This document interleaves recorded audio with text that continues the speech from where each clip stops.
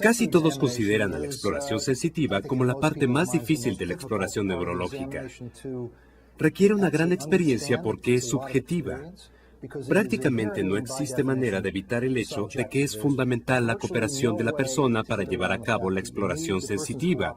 Ellos comentarán que perciben o no perciben los estímulos. Los antecedentes son de gran importancia para realizar una exploración sensitiva.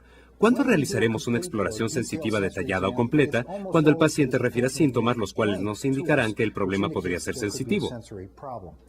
No siempre estos síntomas serán manifestaciones sensitivas directas. No todas las personas acudirán con el médico mencionando, tengo dormidos mis pies o me arden las plantas de los pies. Pero podrían comentar que tienen problemas para caminar. Y como sabemos que la función sensitiva es importante para la marcha, podríamos sospechar que existe un problema sensitivo que afecta a la marcha. Algunas personas referirán un problema sensitivo. Siento que mis pies me queman por la noche. Cuando me recuesto en la cama, mis pies me molestan. O tengo dormida una parte de la cara. Cuando se realiza la anamnesis de tales pacientes, es fundamental que el médico piense en la distribución y evolución de la enfermedad, lo que nos permite saber cómo iniciar la exploración neurológica, porque de lo contrario podríamos iniciar una exploración neurológica infinita. Podrían requerirse horas y horas, de forma que las características en las que realmente estoy interesado es en la distribución del problema, ¿es simétrico o asimétrico? Las enfermedades simétricas tienden a ser metabólicas, enfermedades sistémicas. Las enfermedades asimétricas con mayor probabilidad tienen una causa estructural como un atrapamiento nervioso. Un buen ejemplo de esto sería el síndrome del túnel del carpo. En segundo lugar, ¿dónde empezó la enfermedad? ¿Inició en los pies, en las manos, en la cara? En este caso se considera un principio muy importante de la neurología, la regla de la longitud. Es una regla totalmente evidente y sin importar a qué región se refiera, es de gran utilidad. Si se consideran las neuronas, las cuales tienen algunas dendritas y axones, los axones transportan información alejándose del cuerpo celular, mientras que las dendritas transportan información hacia el cuerpo celular. Si una persona padece una enfermedad metabólica que afecta a las neuronas, no importa qué neurona sea, ya sean las neuronas del sistema nervioso central o del sistema nervioso periférico, será más sensible a los efectos metabólicos y es más probable que produzca más síntomas mientras más larga sea. Mientras más grande es la célula, mayor trabajo metabólico. Es así de simple. De forma que si se tiene un axón largo, es probable que falle antes que una célula con un axón corto, y a esto se le conoce como la regla de la longitud. Por ejemplo, en una enfermedad metabólica como la diabetes, la enfermedad afectará a las neuronas. Pongamos como ejemplo las neuronas sensitivas de un ganglio de la raíz dorsal. Mientras más largos sean los axones, más rápido fallará la conducción. Y en ese caso se producirán síntomas como en el caso de la neuropatía diabética sensitiva. El paciente podría comentar que tiene sensación urente en las plantas de los pies, porque quizá las dendritas más largas se hayan visto afectadas conforme progresa la enfermedad a lo largo de varios años. Ciertamente no evolucionan con rapidez. Con el paso de los años se afectarán dendritas cada vez más cortas y al paso de un tiempo se verán afectadas las rodillas. Empezarán a afectarse las puntas de los dedos. Después de todo, las dendritas que alcanzan las puntas de los dedos tienen la misma longitud que las que llegan a las rodillas. No observarán a un individuo con afección de las puntas de los dedos hasta que haya afectación al nivel de las rodillas, y más tarde avanzará a los codos. Lo que ya es bastante malo, cuando se ven afectadas las dendritas de esta longitud, se iniciarán los síntomas en el tórax, en la parte anterior del tórax, porque es donde terminan las dendritas, y avanzarán para producir manifestaciones cada vez peores en el tórax. Finalmente se afectarán las dendritas de esta longitud y entonces el paciente percibirá los síntomas en la distribución del nervio trigémino. Para ser preciso, presentarán los síntomas en la porción superior de la cabeza, en la punta de la nariz y finalmente será más y más intensa. Ustedes podrían decir que esto nunca ocurre. ¿Quién vivirá tanto tiempo como para tener una neuropatía diabética de ese tipo? Eso es cierto. Probablemente no se observen casos de neuropatía diabética, pero otros tipos de neuropatías metabólicas podrían producir este tipo de manifestaciones. La porfiria es un ejemplo. Las enfermedades que no cumplan con la regla de la longitud no son enfermedades de los axones o de las dendritas. No son una enfermedad de las neuronas o del sistema nervioso central y no son una enfermedad del sistema nervioso periférico. Si se valora a un paciente en quien no se cumple la regla de la longitud, el médico debería descartar una posible enfermedad axonal o dendrítica, y más bien podría ser una enfermedad central o un trastorno desmielinizante. Ese es el tipo de información que debe obtenerse cuando se explora a un paciente.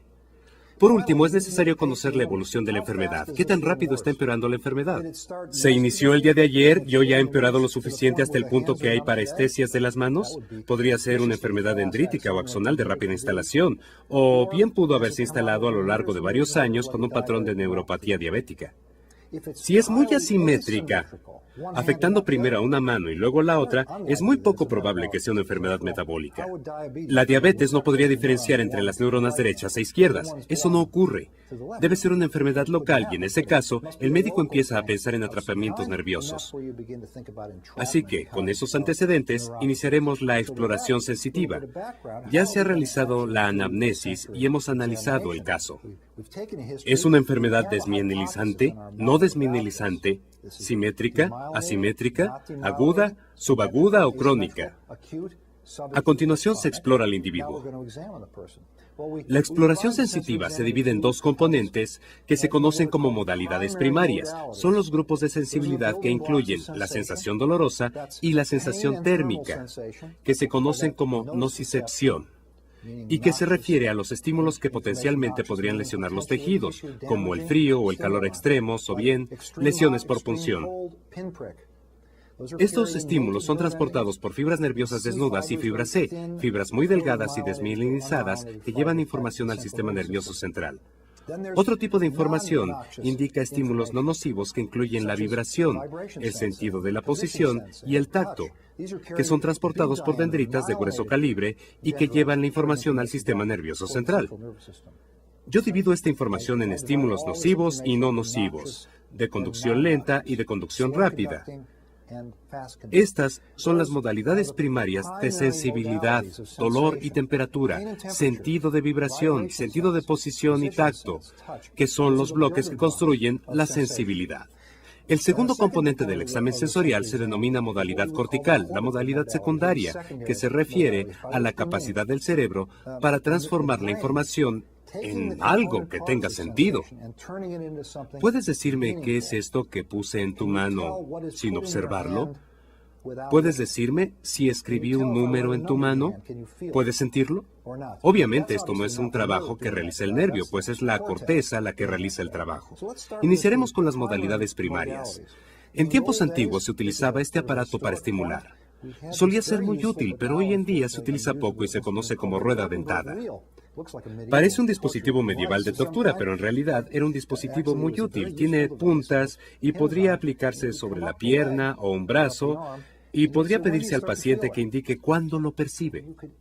Con este método puede demostrarse la regla de la longitud. Se observa que para el momento en que la lesión alcanza las rodillas, hay afección de la punta de los dedos. Con este aparato se explora la regla de la longitud. La afectación es perfectamente simétrica y por tanto podría ser una enfermedad metabólica como neuropatía diabética o alcohólica. Además, en otros casos, esta información podría ser de gran utilidad si se sospecha una enfermedad de la médula espinal. Puede explorarse el nivel de sensibilidad en el tronco.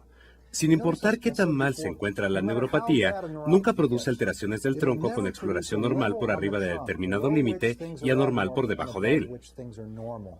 Porque cuando está lo suficientemente mal para afectar el tronco, empezará en la porción anterior y se separará en forma de un árbol de Navidad sobre el tronco, y no con un límite superior o inferior. Si se observa un nivel sensitivo en el tronco por debajo del cual haya manifestaciones anormales y por arriba del cual la exploración sea normal, debe sospecharse enfermedad de la médula espinal. Las mielopatías son el trastorno neurológico más importante que se identifica porque son una situación de urgencia, por ejemplo, una enfermedad metastásica que comprime la médula espinal y que podría poner en riesgo la vida o la debilidad de una extremidad, de forma que debe diagnosticarse con rapidez.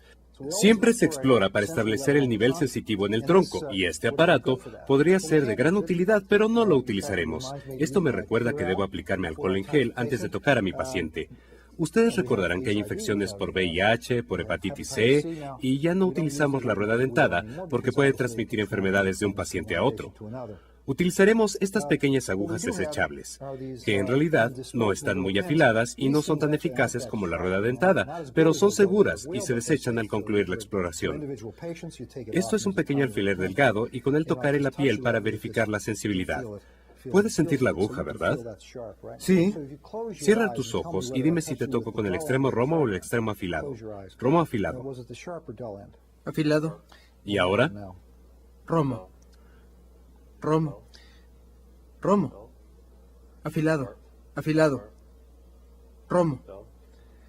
Como pueden observar, él me puede decir con gran precisión si era el extremo romo o el extremo afilado. Sin embargo, este no es un objeto afilado y pueden cometerse errores. Por ejemplo, si se explora una zona callosa y se toca con el extremo afilado y no se aplica suficiente fuerza, la persona podría considerar que es el extremo romo. No es una prueba perfecta. Es mejor utilizar la sensación térmica, que utiliza el mismo sistema. Un objeto de diámetro pequeño, el mismo sistema pero sin lesionar a la persona. Un estímulo frío difícilmente podrá lesionarlo, pero con una aguja puede producirse una lesión. ¿Puedes sentir el frío? Sí. ¿Puedes sentirlo con claridad? Sí. Por favor, cierra tus ojos y dime si te toco con algo frío o con algo no tan frío. ¿Frío o no frío? Frío. Frío. Frío. ¿Esto es diferente? No frío. No frío. Frío. Frío. Es interesante porque mis manos están frías por la temperatura de esta habitación y tengo dificultades en la exploración. A él le está costando trabajo diferenciar entre el diapasón y mi mano porque mis manos están en realidad muy frías y el diapasón ha empezado a calentarse y no está tan frío. Lo intentaremos una vez más, esta vez con una sensación de frío y esto no está tan caliente, pero no se percibe como una sensación de frío. Intentemos de nuevo, cierra los ojos. No frío. Frío. ¿Tuviste dudas en esta ocasión? Es un poco difícil. Sí, un poco difícil. Puedo verlo, es un poco difícil. Yo no suelo utilizar objetos calientes, aunque con objetos calientes podría funcionar bien, porque no puedo juzgar la intensidad del estímulo y podría quemar a alguna persona. Se requiere de una gran cooperación del individuo y ustedes pueden observar que en ocasiones hay errores. Esto se refirió a la sensibilidad térmica. Ahora continuemos con la sensibilidad a la vibración. Es uno de los aspectos más importantes a valorar y para este propósito utilizaremos un diapasón de 128 ciclos por minuto, el cual proporciona un estímulo directo al hueso muscular, que son los propios sectores musculares. ¿Percibes la vibración? Bien, lo haremos en tu mano. Cierra los ojos. ¿Percibes la vibración? Sí. Infórmame cuando se detenga la vibración. Veremos durante cuánto tiempo puede percibirlo.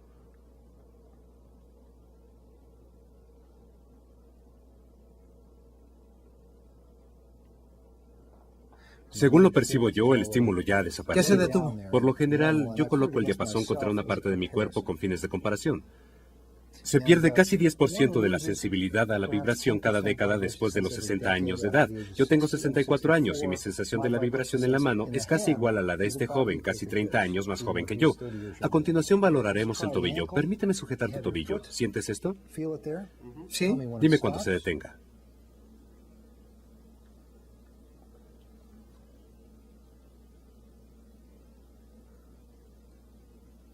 Se detuvo. De nuevo lo compararé conmigo mismo.